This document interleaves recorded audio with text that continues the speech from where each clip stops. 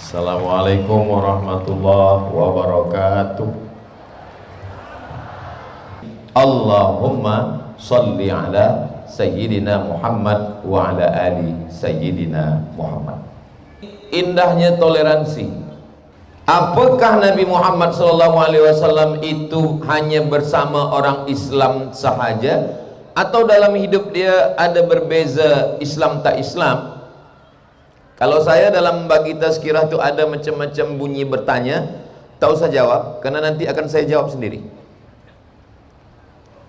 Ada seorang laki-laki namanya Huyai bin Akhtab. Huyai bin Akhtab punya anak perempuan namanya Sofiyah.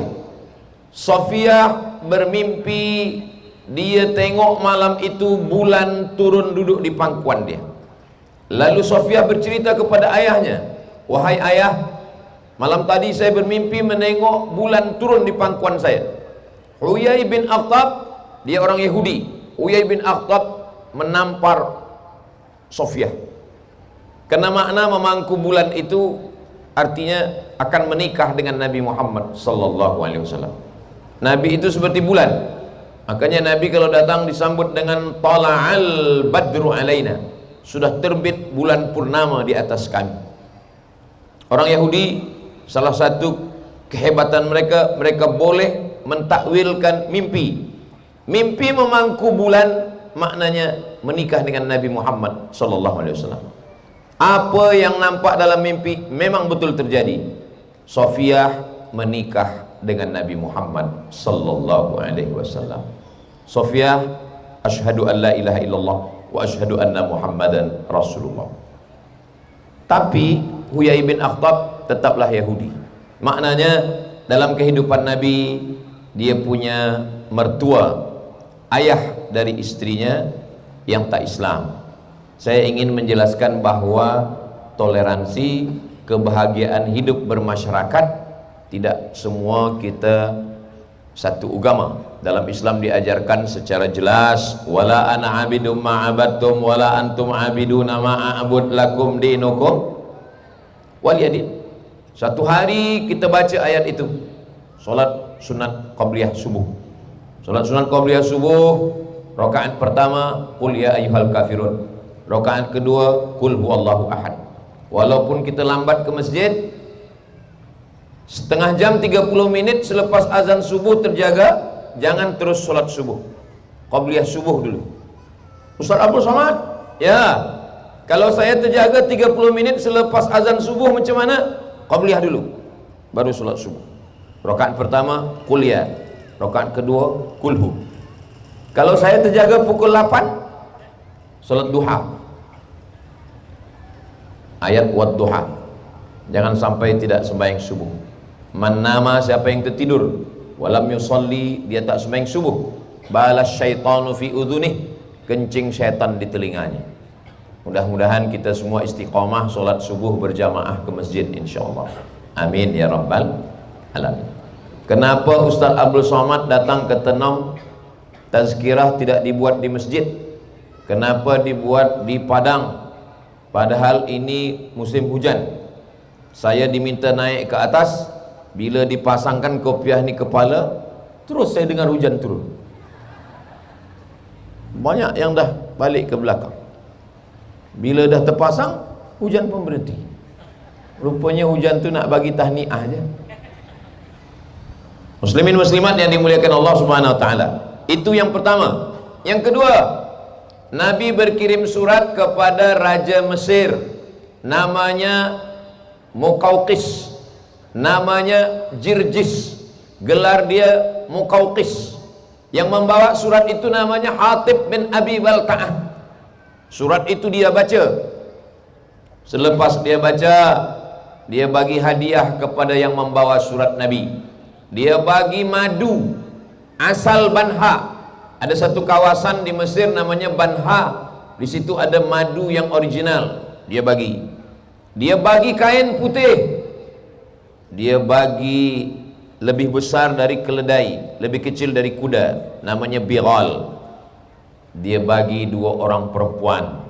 Satu perempuan bernama Maria, satu lagi perempuan bernama Sirin. Sampai Hatib bin Abi Balta'ah ke kota Al-Madinah Al-Munawwarah, Nabi meminum asal banha. Itu dalil kita boleh menerima hadiah orang tak Islam. Jadi kalau ada orang Tenom dapat hadiah madu, dapat hadiah kopi, dapat hadiah avocado dari tak Islam, dia takut menerima, kasih ke saya, nanti saya minum habis. Ustaz, ada pantang makan, pantang minum? Ada. Pantang dekat, habis. Dibagi kain, kainnya dipakai Nabi. Itu dalil kita boleh menerima hadiah kain dari orang tak Islam, selama dia bukan najis, selama bukan dari haiwan yang haram.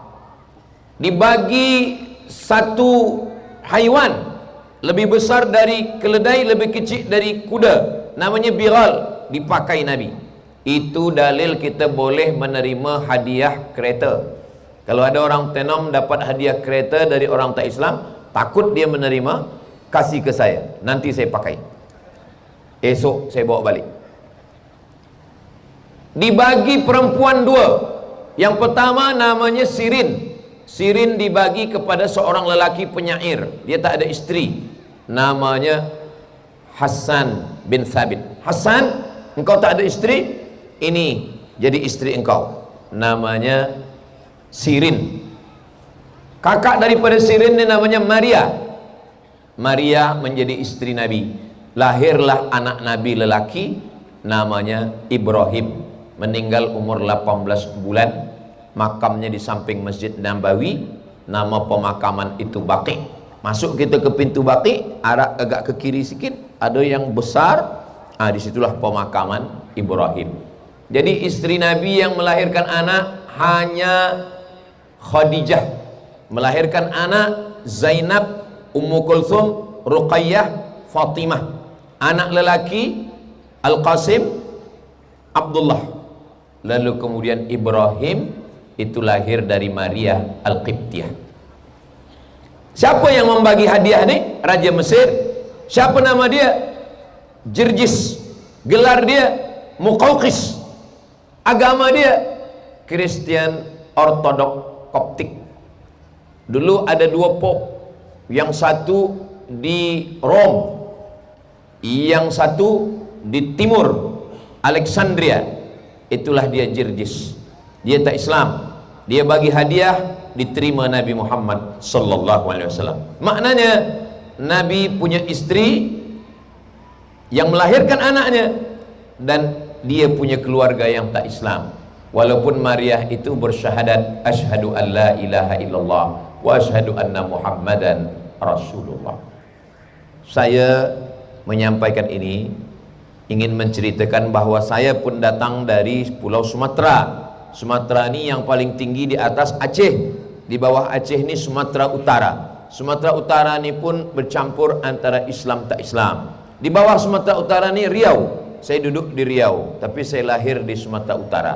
Di bawah Riau ini Sumatera Barat, Minangkabau. Di bawahnya lagi Jambi, Palembang, Bengkulu, Lampung.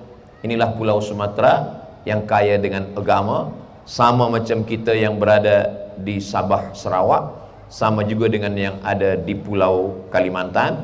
Maka dalam Islam kita diajarkan berbeza tapi tetap boleh berkawan, bersahabat. Sampai hari ini saya ada sahabat-sahabat yang tak Islam. Baru pekan lepas dia nak balik ke Jambi, dia datang dari Sumatera Utara. Kata dia, Abdul Somad, ya boleh saya singgah ke rumah awak? Ya, datang ke rumah, minum teh, makan, kita tetap menyambung tali silaturahim. Jadi saya tidak hanya setakat memberikan tazkirah, tapi saya mengamalkan apa yang saya cakapkan ini. Di tempat saya menikah, ada walimah. Bila dia Islam, kita datang. Bila tak Islam, dia jemput kita, kita pun datang juga. Kita naik ke atas pelaminan, kita katakan selamat menempuh hidup baru. Cukup. Lepas itu kita tak perlu kita bacakan barakallah. Itu untuk Islam. Selepas itu pula kita diajak makan. Biasa sebab kita dah tahu ini makanan-makanan untuk orang Islam, ini makanan untuk orang tak Islam. Kita dah sama-sama tahu. Maka bila kita dibagi sila makan, kita pun makan dah di tempat Muslim food, tempat makanan Islam. Tapi ada pula satu orang Islam, dia pergi ke sana. Kita panggil dia, sini kejap, ini makanan kita. Kata dia, tak, aku nak ambil kuah sikit aja. Dia tak faham, dia belum mengaji lagi. Inilah saya senang sekali sebab ada penuntut-penuntut penghafaz Quran daripada pondok, adik-adik, anak-anak belia kita. Maka kita ajarkan dia supaya dia tetap baik walaupun berbeza, tapi kita kuatkan. Ada ke dalam, ada keluar. Yang ke dalam ni kita sesama Islam, kita kuatkan sembahyang, kita kuatkan masjid, kita kuatkan baca Quran, kita kuatkan akidah. Adapun keluar, wa ma arsalnaka illa rahmatan lil alamin. Tidaklah Allah mengutus Nabi Muhammad sallallahu alaihi wasallam melainkan menjadi rahmat bagi semesta alam. Ketiga, tadi yang pertama apa, lupa pula pertama. Yang pertama tadi adalah Sofia, yang kedua adalah Maria, yang ketiga Nabi melepas pasukan perang. Ketika pasukan perang ini akan pergi, apa kata Nabi? Satajiduna rijalan fis sawami', nanti kamu akan berjumpa dengan orang yang berbeza agama, mereka duduk di tempat-tempat ibadah. La ta'ridu lahum, jangan ganggu mereka. La tahdimu buyutan, jangan hancurkan rumah orang tak Islam. La taqiranna nakhlan, jangan cabut pokok kayu. La taqatulunna sabiyan murdi'ah, jangan bunuh budak kecil yang sedang menyusu. La taqatulu syaikhan faniyah, jangan bunuh orang tua. Budak kecil, orang sedang hamil, orang sedang menyusukan anak, orang-orang yang ada tinggal di tempat ibadah walaupun berbeza agama, mereka bukan ahli perang, mereka bukan tentera, mereka orang remah. Begitulah yang diajarkan Nabi Muhammad sallallahu alaihi wasallam. Dulu kalau sudah berperang, bunuh semua, ratakan dengan tanah. Tapi manakala datang Nabi Muhammad sallallahu alaihi wasallam, hanya boleh berperang sesama tentera, perempuan yang lemah, orang tua yang tak ada bertenaga, tempat-tempat ibadah tak boleh dihancurkan, tak boleh dirosakkan, tak boleh diganggu, tak boleh mencabut pokok kurma, sebab kurma adalah makanan. Kalau pokok kurmanya dicabut, dibakar, nanti dia akan kelaparan. Begitu yang diajarkan Nabi Muhammad sallallahu alaihi wasallam. Yang keempat, ini Ustaz Abdul Samad ni tazkirah ke satu, kedua, ketiga, keempat, sampai ke berapa? Sampai saya tengok ada yang menguap. Kalau tak ada yang menguap, sampai turun hujan. Mudah-mudahan hujan yang datang ini menjadi rahmat insyaallah. Yang keempat, ketika Nabi Muhammad sallallahu alaihi wasallam sudah sampai di Madinah, datang seorang perempuan namanya Asma. Asma datang, "Ya Rasulullah, saya punya emak saya tak Islam. Ummi qadimat, dia sekarang datang. Wahya raghibatun, dia datang ingin jumpa dengan saya. Bolehkah saya menjumpai emak saya yang tak Islam?" Kata Nabi, "Siliha, sila sambung silaturahim dengan emak engkau." "Afa'utiha, boleh saya bagi dia hadiah?" Kata Nabi, "I'tiha, bagilah dia hadiah." Itulah dalil kita tak boleh putus tali silaturahim walaupun berbeza agama. Itulah dalil kita tetap membagikan hadiah walaupun berbeza agama. Maka dalam Islam boleh membagi haiwan kurban kepada orang yang tak Islam. Haiwan kurban terbagi dua, satu kurban yang wajib, satu kurban yang sunat. Kurban yang wajib itu kurban nazar. Saya bernazar, kalau anak saya nanti masuk universiti, maka saya akan berkurban. Ini kurban wajib, tak boleh dimakan orang tak Islam. Tapi kalau kurban sunat, kurban yang biasa, boleh. Yang Islam kita bagi, yang tak Islam pun kita bagi. Ini bukan Abdul Somad yang bercakap. Yang berbicara ini adalah ahli fatwa dari Al-Azhar, namanya Syekh Atiyah Soqar. Nama kitabnya Fatawa Al-Azhar. Ketika ditanya tentang kurban untuk orang tak Islam, dalilnya kerana Nabi membolehkan Asma memberikan hadiah hadiah hukumnya sunat, zakat wajib tak boleh, nazar wajib tak boleh. Tapi untuk yang sunat-sunat, infak, sedekah tetap boleh. Begitulah ajaran Islam. Tak lama lagi kita ada membagi haiwan kurban. Maka bila ada jiran, kawan, sahabat, keluarga kita tak Islam, kita bagi.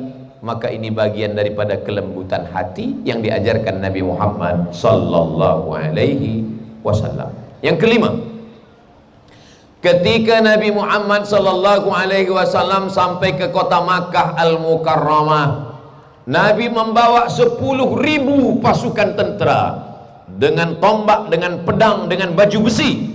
Kata panglima perang bernama Sa'ad bin Ubadah, "Hadza yaumul malhamah." Ini hari balas dendam. Kita akan potong kepala mereka, kita akan gunting telinga mereka, kita akan potong hidung mereka, kita akan belah jantung mereka.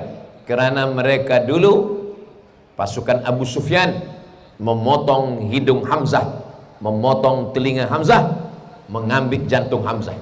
Kata Nabi, hadza yaumul marhamah, ini hari berkasih sayang. Tak ada satupun orang Makkah yang dibunuh Nabi Muhammad sallallahu alaihi wasallam. Nabi tegak di atas Ka'bah, Nabi tegak di hadapan Ka'bah. Lalu Nabi bertanya, "Ya ahla Makkah, wahai orang Makkah belum Islam, ma tarawna anni fa'ilum bikum, menurut kalian apa yang akan aku lakukan terhadap kamu?"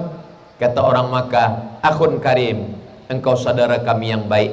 Wa bnu akhin karim, dan engkau anak dari saudara kami yang baik. Ayah engkau saudara kami, atuk engkau pun saudara kami." Maka Nabi mengatakan, "Izhabu wa antumut tulaqa." Wahai orang Makkah, pergilah kamu. Kamu tidak dipaksa masuk Islam, kamu bebas sebebas-bebasnya. Tak ada satu pun yang dibunuh oleh Nabi Muhammad sallallahu alaihi wasallam. Turunlah ayat, "Idza jaa nasrullahi wal fath." Ketika datang pertolongan Allah dan kemenangan, "Wa ra'aitan nasa yadkhuluna fi dinillahi afwaja." Mereka masuk Islam berbondong-bondong. Mereka masuk Islam bukan karena pedang, mereka masuk Islam bukan karena perang, mereka masuk Islam karena kelembutan hati Nabi Muhammad sallallahu alaihi wasallam. Ada seorang lelaki yang tak Islam, yang dulu memotong telinga Hamzah, yang dulu menggunting hidung Hamzah, yang dulu membelah jantung Hamzah. Namanya Wahsy. Dia lari ke Taif, 100 km dari Makkah. Nabi 19 hari di kota Makkah, tak ada membunuh orang, tak ada menyakiti orang. Wahsy menyangka Nabi sudah membunuh sahabatnya. Selepas 19 hari Nabi balik ke kota Madinah. Selepas itu Wahsy balik dari Taif. Dia tengok tak ada orang yang digunting telinga, tak ada orang yang dipotong hidung, tak ada orang yang dibelah jantung, tak ada orang yang dibunuh oleh Nabi. Kemudian Wahsy merasa hairan. Selepas itu Wahsy pun datang ke kota Al-Madinah Al-Munawwarah. Sampai di Madinah, Wahsy menghadap Nabi.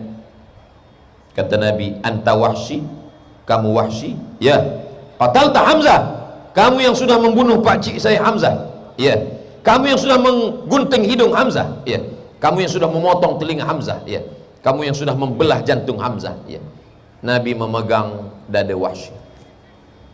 Wahsy dapat hidayah dengan kelembutan hati Nabi, dan Wahsy bersyahadat, "Asyhadu an la ilaha illallah wa asyhadu anna Muhammadan Rasulullah." Wahsy menjadi orang baik bukan kerana Nabi ingin memeranginya, bukan kerana Nabi ingin memancam, kalau engkau tidak masuk Islam maka kamu akan dibunuh, akan dipancung. Tapi dia masuk Islam kerana kelembutan hati Nabi Muhammad sallallahu alaihi wasallam. Yang keenam, ini nanti saya sampaikan 1, 2, 3, 4, 5, 6 dan seterusnya. Di akhir tazkirah saya akan minta satu dari penuntut untuk mengulang balik dari 1 sampai 6. Boleh? Jangan khawatir, jangan takut. Yang ingat alhamdulillah, yang tak ingat nanti boleh tonton ulang di channel Ustadz Abdul Somad Official. Subscribe, like, share and comment. Sallallahu ala Muhammad, sallallahu alaihi wasallam, sallallahu ala Muhammad. Yang ada kamera, yang ada lampu boleh hidup. Yang tak ada nanti kita belikan lampu. Sallallahu ala Muhammad, sallallahu alaihi wasallam, sallallahu ya Nabi, salam ala Muhammad, Allahumma salli wa sallim wa barik alaihi wa ala alihi. Malam ni di atas langit tenang tak ada satu pun bintang. Kenapa tak ada? Karena semua dah turun ke bumi tenang. Bumi-bumi turun, bintang-bintang turun ke padang bola sepak malam ini. Masya Allah. Malam ni biasa di padang bola sepak ni ada satu naik. Ini namanya drone LED. Jamaah yang dimuliakan Allah Subhanahu wa taala. Yang keenam, pada masa Umar bin Khattab ada seorang Kristian Ortodok Koptik di Mesir. Rupanya gubernur Mesir namanya Amr bin As nak buat jalan, kena rumah dia. Dia mengadu kepada Umar bin Khattab. Umar bin Khattab, laman rumah saya kena nak buat jalan. Datang Umar bin Khattab, dia ambil pedang, dia ambil tulang, dia garis lurus pada tulang unta, lurus. Selepas itu dia bagikan, bawa tulang ini, tunjukkan kepada gubernur Mesir Amr bin As. Amr bin As mendapat kiriman. Ini kiriman dari Amirul Mukminin, pemimpin orang Islam, Khalifah Umar bin Khattab. Apa kirimannya? Tulang dengan garis yang lurus. Apa maknanya? Engkau akan menjadi mayat dan engkau akan dimakan cacing tanah dan engkau akan menjadi tulang, maka engkau mesti bersikap lurus, jangan sampai bengkok, mesti lurus, jangan sampai engkau menzolimi orang. Ittaquz zulma, jangan buat zalim, fa inna zulma zulumatun yaumal qiyamah, karena kezaliman akan menjadi kegelapan pada hari kiamat. Menjadi pemimpin dia tidak tengok ini Islam tak Islam. Kalau adil maka dia sudah berbuat baik, kalau tak adil dia akan dituntut di hadapan Allah Subhanahu wa ta'ala. Yang ketujuh, pada masa Umar bin Khattab, kunci Palestin, Bethlehem, Palestina, Yerusalem diserahkan kepada Amirul Mukminin Umar bin Khattab. Datanglah Umar bin Khattab, Raja Palestin yang memegang kunci, menyangka bahwa Umar bin Khattab akan datang dengan tentera, dengan pasukan yang akan memakai pedang dan tombak. Saya akan bagi kunci ini kepada Umar bin Khattab. Saya nak tengok mana Umar bin Khattab. Dari jauh dia tengok hanya ada dua orang, Umar bin Khattab dengan pembantu Umar bin Khattab, dan mereka hanya membawa seekor unta. Kadang-kadang Umar bin Khattab di atas, kadang-kadang pembantu dia di bawah, kadang-kadang pembantu dia di atas, kadang-kadang Umar bin Khattab di bawah. Mereka berganti-gantian sampai di pintu Palestin. Rupanya masa itu Umar bin Khattab yang di bawah, pembantunya di atas. Mereka membawa unta. Pemegang kunci Palestin bertanya, yang mana Umar bin Khattab, yang mana pembantunya? Bentuknya sama. Orang mulia bukan karena pakaiannya, orang mulia bukan karena rupanya, orang mulia karena keadilannya. Umar bin Khattab tidak ingin menunjukkan dia besar dengan pasukannya, dia ingin menunjukkan kelembutannya. Dia hanya datang berdua saja. Kunci Palestina dia terima. Selepas itu dia dipersilakan untuk sholat di dalam gereja, di dalam church. Sila engkau sholat. Tapi Umar bin Khattab tidak mau. Umar bin Khattab sholat di depan gereja, yang hari ini tempat sujud Umar bin Khattab itulah dijadikan sebagai masjid, namanya Masjid Umar bin Khattab, berhadap-hadapan dengan Church Al-Qiyamah, gereja Al-Qiyamah. Itu yang ketujuh. Berikutnya yang ke-8. Yang ke-8, ada seorang ulama ditanya, apa hukumnya bekerja dengan orang yang tak Islam?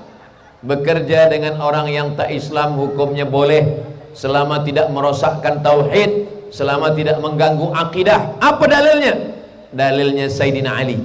Sayyidina Ali khalifah yang keempat, dia bekerja menimba air di rumah orang yang tak Islam. Sayyidina Ali bekerja di rumah orang tak Islam, dilaporkan kepada Nabi Muhammad sallallahu alaihi wasallam, "Ya Rasulullah, itu Sayyidina Ali bekerja tempat orang tak Islam. Kata Nabi, selama tidak merosakkan akidah, dia hanya menimba air, tidak merosakkan hatinya kepada Allah, tidak mensyirikkan dia menyembah kepada selain Allah, maka dia tidak dihukumkan sebagai orang yang berbuat kesalahan. Berikutnya yang ke-8. Yang ke-8, dalam Al-Quran dikatakan 2 balas 2. La yanhakumullahu 'anil ladzina lam yuqatilukum fid din wa lam yukhrijukum min diyarikum. Kalau mereka tidak memerangi kamu, mereka tidak menghalau kamu dari kampung kamu. 2. Kalau ada orang yang tak Islam, berbeza dengan kamu, dia tidak membunuh kamu, dia tidak menghalau kamu dari kampung kamu. 2, balas dengan 2. Antabarruhum, buat baik, wa tuqsitu ilaihim, bersikap adil. 2 yang mereka lakukan, tidak membunuh, tidak menghalau, balas 2. Buat baik dan sikap adil. Jangan sampai tak adil kerana berbeza agama. Apa kata Nabi SAW? Buat baik. Tapi buat baik dia kata antabarruhum, barru baik, khair baik, jayid baik, hasan baik, jayid baik, mumtaz baik. Banyak baik dalam Islam. Tapi kenapa yang dipilih barru? Kata Syekh Yusuf Al-Qardawi, kata barru hanya untuk kedua orang tua, ibu bapa, ayah dengan mak. Birrul walidain, sebenarnya Allah ingin sampaikan, sebagaimana engkau berbuat baik pada ibumu, sebagaimana engkau berbuat baik pada ayahmu, begitulah engkau berbuat baik pada orang yang berbeza agama denganmu, kerana mereka tidak menghalau engkau dari kampung halamanmu dan tidak membunuh engkau. Begitu kata Nabi Muhammad sallallahu alaihi wasallam, yang dibacakannya dalam ayat Al-Quran, la yanhakumullah, Allah tidak melarang kamu untuk berbuat baik. Yang ke-9, ada seorang ulama dari kalangan tabi'in, Nabi yang berjumpa dengan Nabi, sahabat yang berjumpa dengan sahabat, tabi'in. Tabi'in ini dia jumpa dengan sahabat, namanya Imam Al-Hasan Al-Basri. Imam Al-Hasan Al-Basri, rumah dia di bukit. Dia sakit, datang jiran dia menjenguk. Mana Hasan Al-Basri, lama tak nampak? Dia ada dalam bilik. Jiran dia masuk ke dalam, jiran dia tak Islam. Bila dia tengok Hasan Basri tak ada. Mana Hasan Al-Basri? Imam Al-Hasan Al-Basri dia dalam bilik, dia tak boleh keluar bilik, sebab dia sedang berbaring di atas katil tempat tidur. Bila dibuka bilik dia, rupanya di sudut bilik itu ada bejana menampung air. Dia tanya, apa ini air ini? Ini air dari atas. Berapa lama engkau sudah menampung air ini? Ishruna sana, 20 tahun. 20 tahun engkau tampung air ini, engkau tak pernah komplain, engkau tak pernah marah, engkau tak pernah mengamuk. Tidak. Air apa ini Hasan Basri? Saya tak tahu. Saya tengok ada air dari atas, saya tampung saja. Itu adalah air tandas saya bocor. Engkau tak pernah marah dengan saya. Agama apa yang mengajarkan engkau baik macam ini? Maka saksikanlah wahai Hasan Al-Basri, asyhadu an la ilaha illallah wa asyhadu anna Muhammadar Rasulullah. Orang banyak bagi tazkirah tentang kelembutan, tapi dia pengamuk. Orang banyak bagi tazkirah tentang kebaikan, tapi dia tak baik. Lisanul hal afsah min lisanil maqal. Perbuatan lebih menyentuh daripada cakap. Banyak orang cakap baik, banyak orang mampu menyusun kata-kata yang baik, tapi perbuatannya tidak baik. Imam Al-Hasan Al-Basri dari kalangan tabi'in yang berjumpa dengan sahabat Nabi, dia tidak banyak cakap baik, dia hanya berbuat baik. Mudah-mudahan kita semua berbuat baik, sehingga perbuatan baik itu menyentuh hati orang. Sentuhlah dia tepat di hatinya, dia akan jadi milikmu untuk selamanya. So sweet. Yang keberapa sekarang? Ke-12. Yang ke-10. Yang ke-10 adalah, kenapa Ustaz malam ni pakai 1, 2, 3, 4, 5? Sebab hati jamaah ni dah tak konsen. Kalau hujan kami balik, kalau tak hujan, itu maka saya buat 1, 2, 3, 4 supaya kita boleh ingat. Yang ke-10, ketika Islam datang ke Nusantara, Islam membiarkan apa yang menjadi pilihan. Islam tidak disebarkan dengan pedang, Islam tidak disebarkan dengan tombak. Yang datang kemari adalah peniaga-peniaga, ulama-ulama dengan baik, dengan lembut. Lalu kemudian kalau kita tengok India, majoriti tak Islam, tapi apa yang ditengok? Yang ditengok adalah Taj Mahal yang dibina oleh orang Islam. Indonesia majoritinya Islam, tapi apa yang ditengok orang? Yang ditengok adalah Candi Borobudur. Ulama-ulama tidak menghancurkan. Mesir majoritinya Islam, tapi apa yang ditengok orang? Sphinx. Apa yang ditengok orang? Piramid. Tidak dihancurkan. Islam tidak datang menghancurkan. Islam hanya memberikan penjelasan, qul huwallahu ahad, Allahus somad. Bukan somad yang ini. Ini Abdus Somad.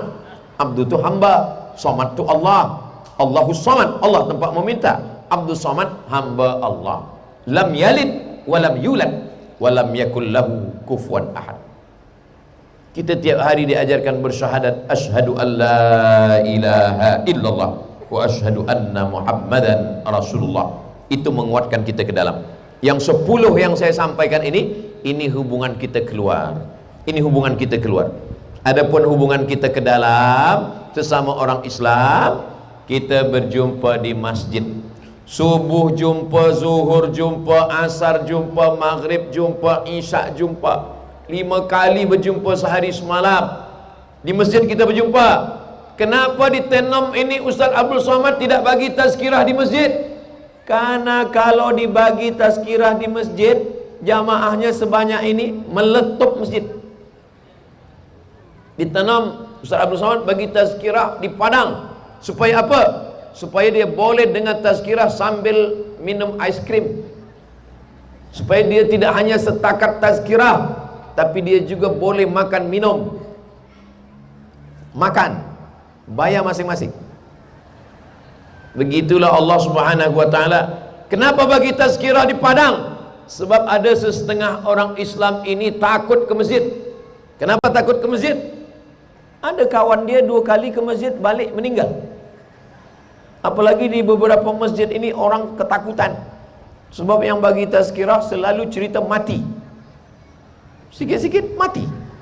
Khatib Jumat cerita mati. Malam ini tazkirah kita tentang malam pertama di alam barzakh. Orang ketakutan. Memanglah kita ni semua ni nak mati.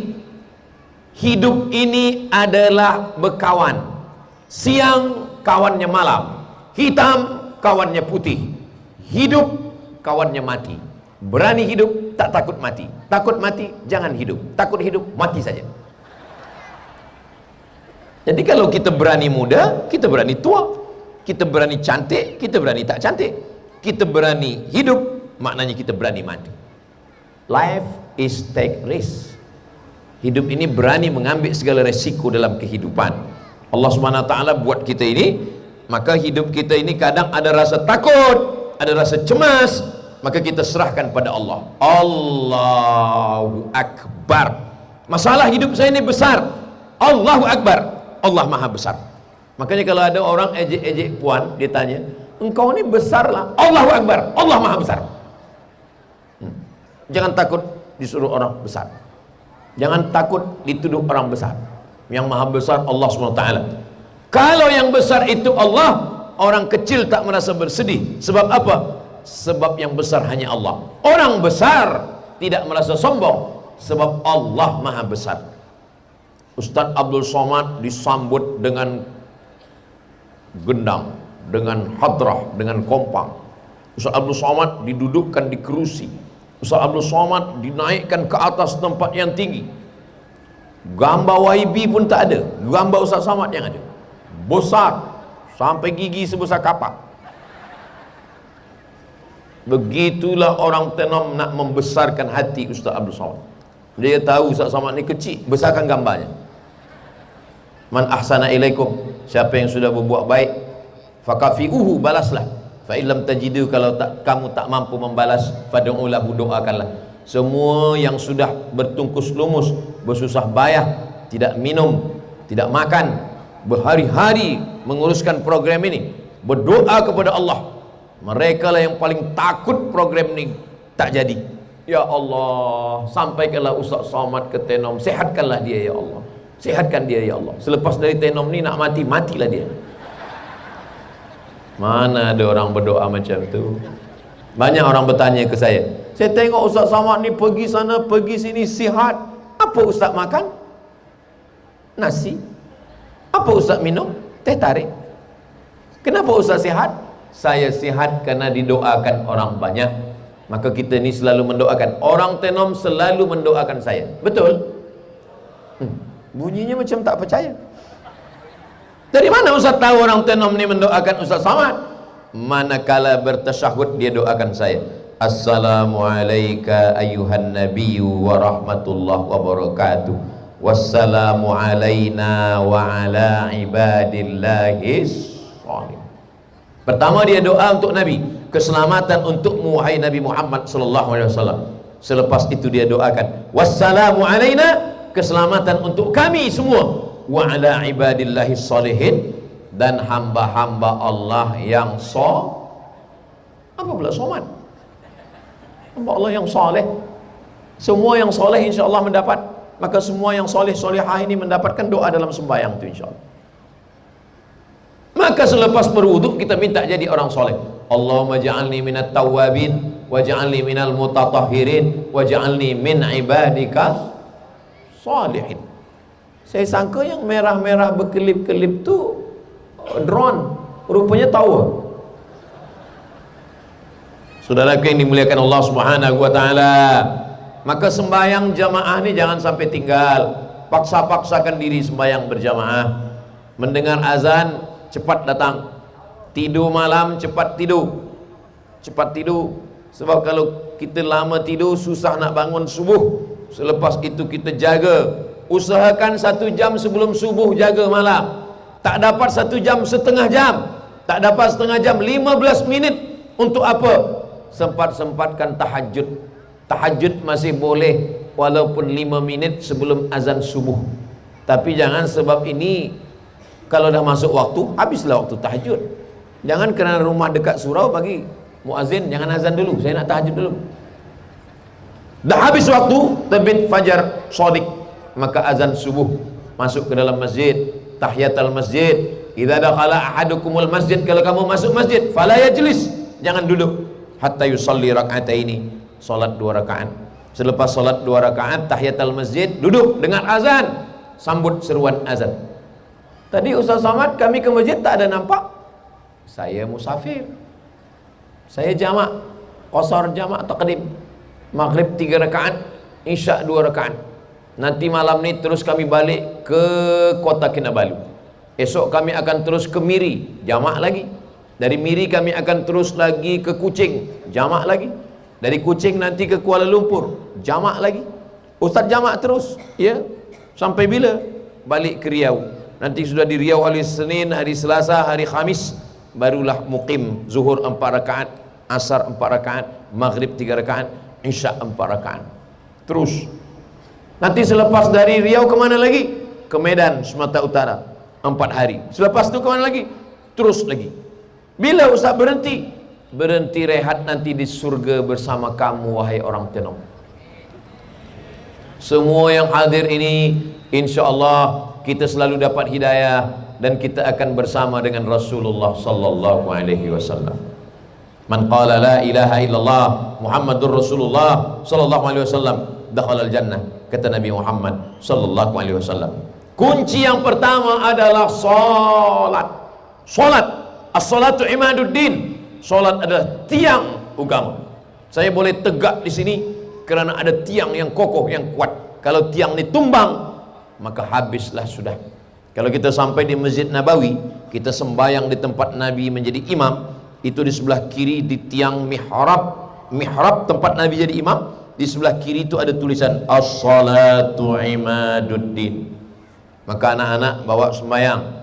Kalau di masjid masih ada anak-anak yang berlari-lari melompat-lompat, kalau di masjid masih ada anak yang menjerit-jerit, insya Allah 20 tahun lagi masjid itu masih tetap ada orang sembahyang.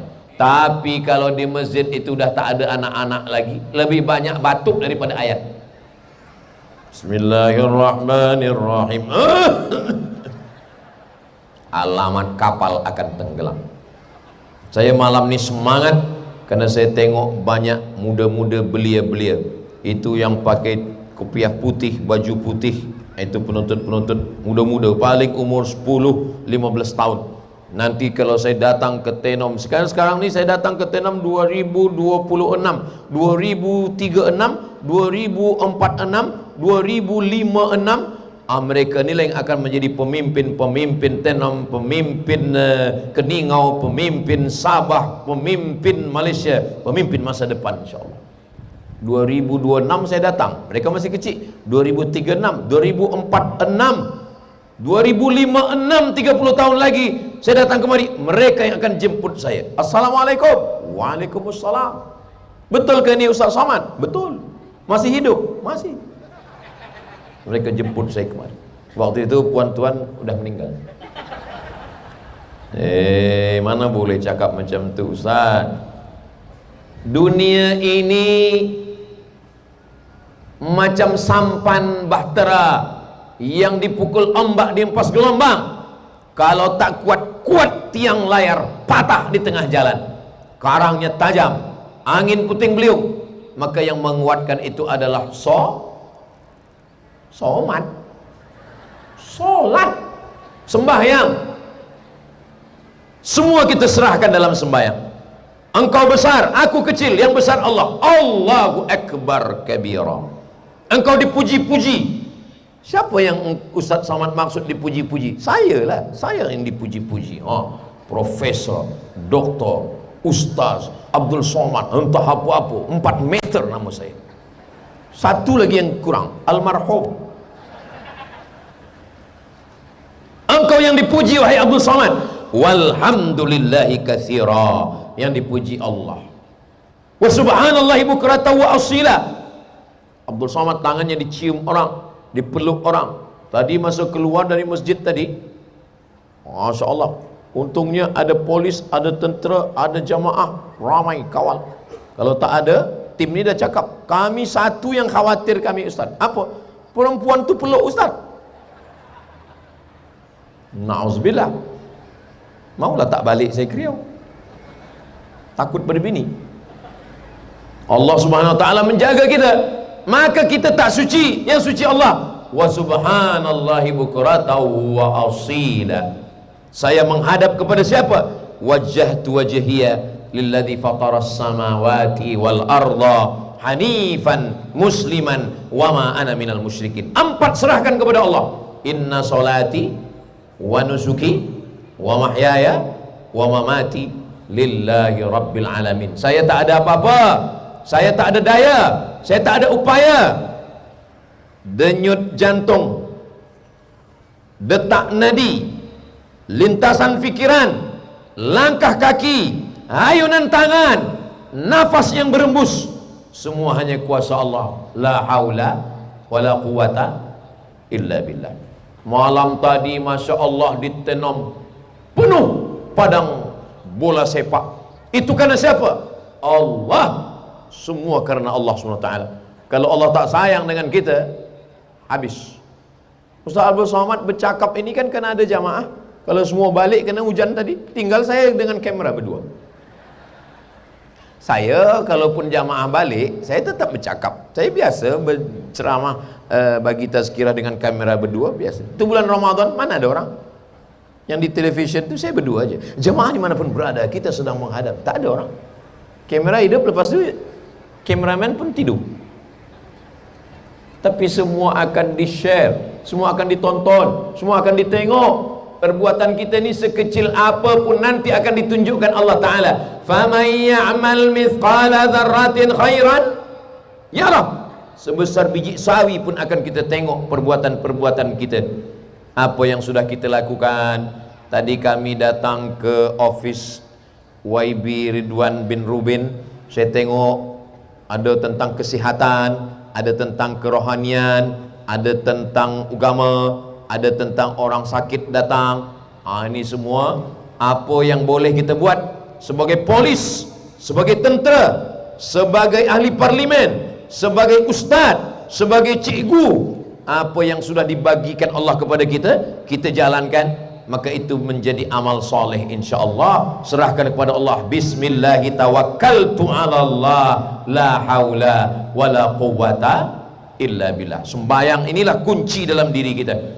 Kenapa sembayang dalam Islam itu 5 kali? Saya pernah ditanya orang, Ustaz Somad, iya, kenapa sembayang itu 5 kali? Kata saya, memang sudah dari dulu zaman Nabi 5. Jangan banyak tanya masuk neraka. Jadi kalau kita ditanya orang, kita tak tahu jawab, cara yang paling mudah adalah mengamuk. Lepas itu dia tak tanya lagi. Sampai akhirnya ada seorang Islam kerja di kilang minyak. Orang Islam ni kerja di kilang minyak. Rupanya dia satu bilik dengan orang putih, Mak Saleh. Subuh dia sembahyang, zuhur dia sembahyang, asar dia sembahyang, maghrib dia sembahyang, isya dia sembahyang. Berhari-hari, berbulan-bulan mereka sebilik. Lama-lama Mak Saleh orang putih ni bercakap. Kata dia, saya dah tengok engkau sembahyang. Tiap engkau sembahyang itu terjadi perubahan waktu, berganti waktu. Dari malam ke siang, terbit fajar engkau sembahyang, tergelincir matahari engkau sembahyang, condong matahari engkau sembahyang, tenggelam matahari engkau sembahyang, habis matahari tenggelam, merah tak ada, hitam gelap, engkau sembahyang. Maknanya 5 kali perubahan dunia, 5 kali engkau sembahyang. Itulah jawabannya Ustaz, kata dia. Kata saya dah lama tahu. Padahal kita pun baru tahu itu. Sebab kita beragama, kita hanya terima saja. Tapi ada orang-orang yang memperhatikan agama kita, dan ternyata kita sembahyang 5 kali, kena 5 kali perubahan alam semesta, dan kita menyerahkan perubahan itu kepada Allah Subhanahu wa taala. Begitulah kita semuanya berserah kepada Allah Subhanahu wa taala. Suatu ketika ada doktor tanya pada saya, Ustaz Somad, iya, cuba Ustaz bacakan ayat wudu mengambil sembahyang.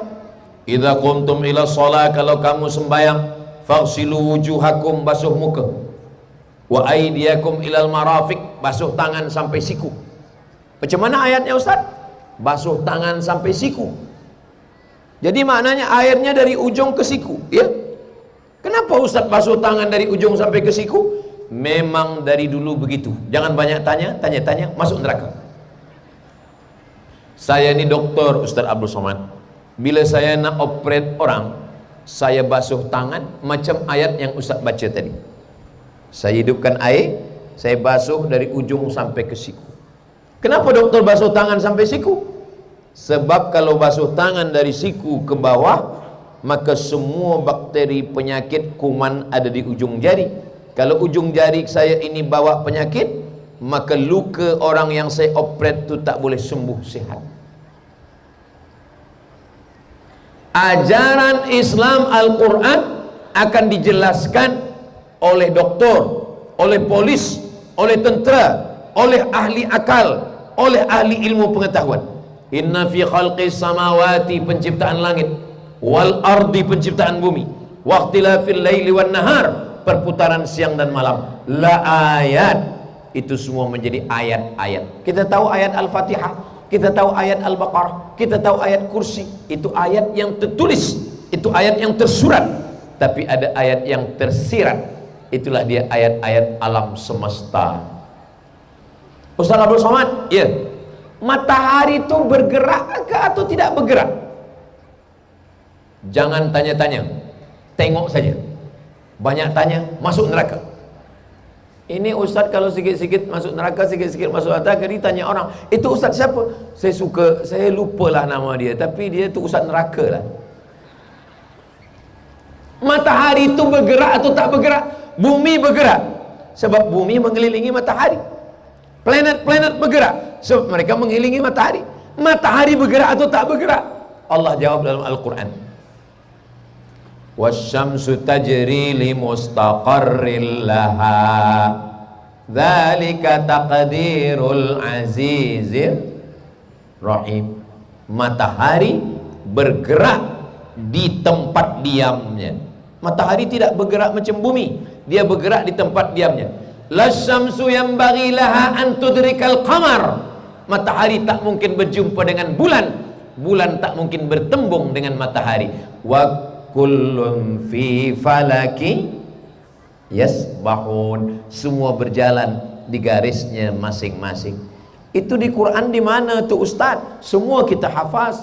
Kita baca sama-sama. A'udzu billahi minasy syaithanir rajim. Bismillahirrahmanirrahim. Yasin wal Qur'anil Hakim. Innaka laminal mursalin ala siratim mustaqim tanzilal azizir rahim. Kenapa ayat tentang matahari bergerak, planet-planet bergerak ada dalam surat Yasin tapi kita tak faham? Sebab kita membaca Yasin menunggu orang mati. Salahkah kita baca Quran ada orang mati, Ustaz? Tak salah. Sebab Nabi ketika dia menguburkan sahabat, Nabi membacakan ayat Al-Quran. Dari mana Ustaz tahu? Sahabat Nabi mengatakan. Sahabat Nabi namanya Umar bin Khattab. Umar bin Khattab punya anak namanya Abdullah bin Umar bin Khattab. Abdullah Umar bin Khattab mengatakan, kalau saya meninggal nanti, bacakan pada kepala saya Al-Fatihah, bacakan pada kaki saya pangkal ujung Al-Baqarah. Pangkal Al-Baqarah alif lam mim. Dzalikal kitabu la raiba fihi hudal lil muttaqin. 5 ayat sampai wa ulaika humul muflihun. Akhir Al-Baqarah 3 ayat. Lillahi ma fis samawati wa ma fil ard. Sampai fansurna 'alal qaumil kafirin. Mana berani dia membaca kalau tidak diajarkan Nabi Muhammad sallallahu alaihi wasallam? Membaca Al-Quran untuk orang meninggal dunia tak salah, membaca Yasin tak salah, tapi seumur hidup baca Yasin agak salah. Sebab Allah tidak hanya menurunkan surah Yasin, tapi menurunkan surah-surah yang lain. Macam mana perasaan Ustaz Abdul Somad pakai topi tinggi malam ini? Susah diungkapkan dengan kata-kata. Tapi biasa saya kalau ditanya orang, Ustaz Somad, ya, ini video Ustaz di mana? Oh, saya tak ingat, tak ingat, tak di mana. Ustaz Somad, ya, ini ada video 1 minit TikTok ini di mana? Tak ingat. Tapi yang di Tenom nih pasti ingat. Ini di mana? Ah, Tenom. Kenapa? Tinggi. Begitu cara orang Tenom supaya Ustaz Somad ingat. Sebab dia pun dah hilang ingatan. Sembayang. Tak boleh sembayang tegak, duduk di kursi. Tak boleh duduk telentang menghadap ke arah kiblat. Tak boleh telentang, pakai isyarat biji mata. Allahu Akbar, Sami Allahu liman hamidah, Allahu Akbar. Tak boleh kita sembayangkan. Tak ada alasan untuk tidak sembayang. Karena inilah yang akan kita bawa mati menghadap Allah Subhanahu wa ta'ala.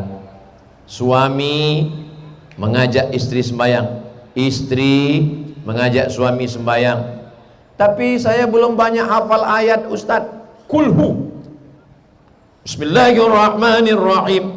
Kulhu, bukan begitu. Qul huwallahu ahad, Allahus samad, lam yalid wa lam yulad wa lam yakul lahu kufuwan ahad. Kalau nak jadi imam, usahakan jangan yang jahar dulu. Subuh memang 2 rakaat tapi berat, ada doa kunut. Maghrib berat. Kalau nak jadi imam, latihan zuhur dulu. Zuhur dengan asar nih dia modal takbir aja. Allahu Akbar, Allahu Akbar. Tapi ingat-ingat juga Sami Allah. Kadang baru pertama kali Allahu Akbar, kata makmum dari belakang Sami Allah. Nanti dah mulai agak berani, baru baca Al-Fatihah. Ustaz Abdul Somad, ya, tadi kami sembahyang, terus imam tu tak baca bismillah. Alhamdulillahirabbil alamin. Ada tak dengar bunyi berbisik bismillah? Ada. Itu berarti mazhab Hambali tu, mazhab Hambali macam Makkah. Oh. Imam kami tadi tak baca bismillah, berbisik pun tak ada, berbisik pun tak ada. Alhamdulillahi Rabbil Alamin. Oh, itu mazhab Maliki tu. Tapi imam kami tadi Ustaz Samad dia tak baca Al-Fatihah. Oh, itu imam lupa. Makmum lah yang mengingatkan di belakang. Dia kata subhanallah, la salata, tidak sah salat liman lam yaqra' bi Fatihatil Kitab, siapa yang tak membaca Al-Fatihah. Maka luruskan tahsin Al-Fatihah. Ini bila saya bacakan yang berbahagia tentang bahagian pedalaman, badan dakwah bahagian pedalaman, hal ehwal agama Islam. Tak ada alasan orang Tenom tak dapat penjelasan agama Islam tentang Al-Fatihah. Tentang ayat-ayat yang pendek-pendek hafaz dulu, tapi tentang Al-Fatihah ini qori-qori kita, guru mengaji kita, maka ini tak ada alasan. Alhamdulillah, ha bukan ha, Allahu hu. Tapi kalau ha, macam mana membezakan ha dengan ha? Kalau Allahu, kalau dipegang dada bergetar dia, Allahu. Tapi kalau ha tak ada getar. Alhamdulillahi Rabbil, Bismillahirrahmanirrahim. Ada ha, ada ha. Alhamdulillahi Rabb, ra-nya tebal, tafhim. Alhamdulillahi Rabbil dalam alamin, Ar-Rahmanir-Rahim, Malik Yaumiddin. Bukan iyyaka na'budu wa iyyaka nasta'in, ihdinas siratal mustaqim. Bukan sa, tapi sa, ihdinas siratal mustaqim. Kalau bahasa Melayu salah-salah sikit tak berubah maknanya. Dalam bahasa Arab ada sa, ada sya, ada sa, ada tha, ada sa, ada tha, ada sya, ada sa. Ustaz Abdus Somad, Ustaz Abdus Somad, sa. Tapi dalam bahasa Melayu kalau salah pun tak masalah, maknanya tak berubah. Siapa bagi tazkirah tadi? Ustaz Somad. Tapi dalam bahasa Arab kita mesti mengaji tahsin. Maghrib ke Isya, budak-budak jangan tonton TV, budak-budak jangan berkeliaran, budak-budak di masjid. Ibu bapanya mengantar maghrib, dari maghrib ke Isya baca Quran, nanti habis Isya balik ke rumah. Ini masjid-masjid kita ramai insyaAllah. Kami Masjid Hajah Rohana, nama almarhumah mak saya, tiap malam budak-budak lebih kurang ada 200 budak mengaji. Dari budak-budak kecil sampai agak-agak besar, dari mulai alif bata sampai dia membaca khatam Al-Quran, supaya mengalir pahala untuk arwah orang-orang tua kita yang sudah meninggal dunia. Begitulah kita menjaga ini. Ibadah badan tegak, rukuk, sujud, solat. Tapi ada ibadah harta.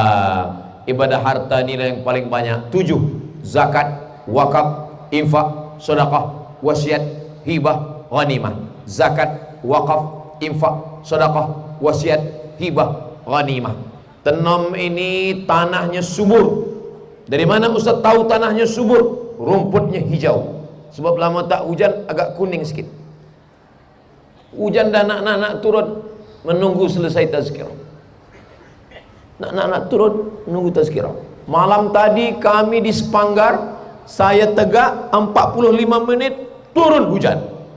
Malam ni baru tegak pasang kopiah turun hujan. Alhamdulillah. Doa orang Tenom ini dikabulkan Allah Subhanahu wa taala.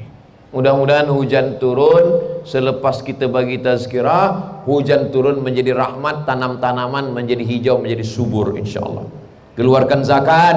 Yang tak sampai nisab, zakat namanya. Yang belum sampai nisab, keluarkan infak. Infak duit, infak wakaf tanah untuk bangun pondok tahfiz Quran. Saya tak ada nisab dan saya tak ada tanah, duit pun tak ada. Sedekah. Sedekah yang paling rendah.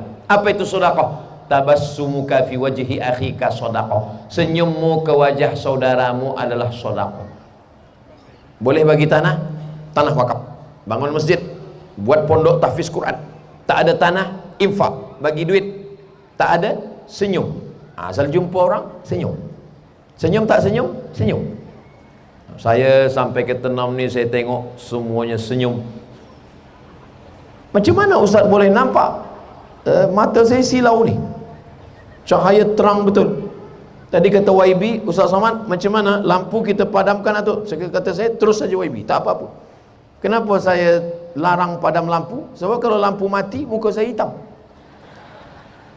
Ini direkodkan. Kamera di mana-mana ni. Kamera di sana satu, di hadapan satu, di sini satu. Masya Allah, mudah-mudahan kamera ni hidup. Kadang di tempat lain banyak kamera, bila kita tanya, boleh saya minta video? Mohon maaf Ustaz Somad, kamera tu mati. Kenapa letak? Untuk action je. Tapi di Tenam tak begitu. Kamera ni ada yang streaming.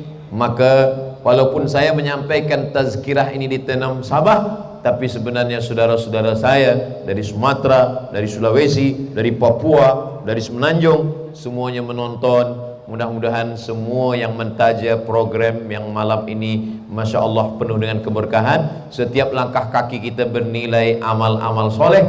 Langkah pertama menghapus dosa, langkah kedua mengangkat darjah kita, dimuliakan Allah Subhanahu wa ta'ala. Itulah yang boleh saya sampaikan. Tadi saya mula bagi tazkirah pukul 8.30. Sekarang sudah pukul 9.40.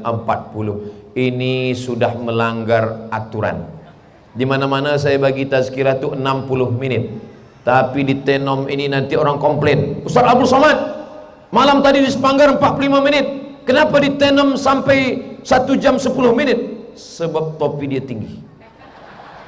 Nah, saya dah ada jawaban. Tentu selama 1 jam ni banyak cakap saya, menyinggung perasaan, tak berkenan di hati. Sudikah tuan puan memaafkan saya? Alhamdulillah. Jaga hubungan kita hablum minan nas. Jangan bercakap menyakiti hati perasaan orang. Lebih baik kita minta maaf di dunia daripada mencari di akhirat. Akhirnya saya tutup dengan pantun penutup, menangkap puyuh di Bukit Selasih. Thank you dan terima kasih. Lepas saya bagi tazkirah, balon pun ada terbang lepas saya. Subhanakallahumma bihamdika asyhadu an la ilaha illa anta astaghfiruka wa atubu ilaik. Wa sallallahu ala sayyidina Muhammad wa ala alihi washabbihi wasallam. Walhamdulillahirabbil alamin. Wassalamualaikum warahmatullahi wabarakatuh.